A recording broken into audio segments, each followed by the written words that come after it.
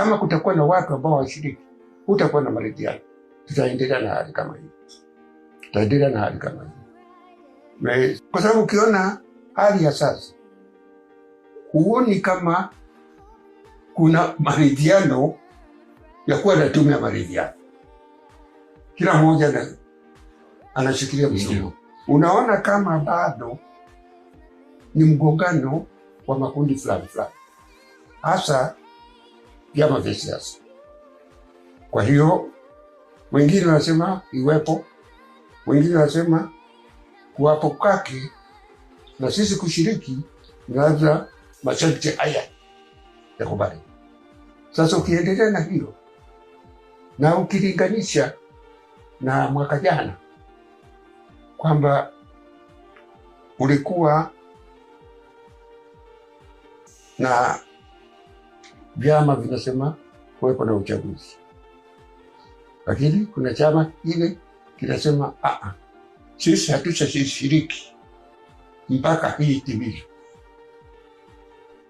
Walipoishapia ile kisema tuendelee nayo, tukaendelea, kile kingine hatukushiriki. Na ndio kwanza bila furaha kwamba tumekuja kwenye utaratibu huu tuzungumze, kwa sababu nakumbuka kwa miaka mingi baadhi yetu tulikuwa tunasukuma wakati wote katiba mpya ikamilishwe, wakati wote. Na wakati mwingi tulifanyiwa fujo tulipokuwa tunajaribu kutoa elimu kuhusu rasimu, na tukawa tunasukuma mpaka imekuja awamu ya 5. Ukuja awamu ya 5 tukaendelea kusukuma.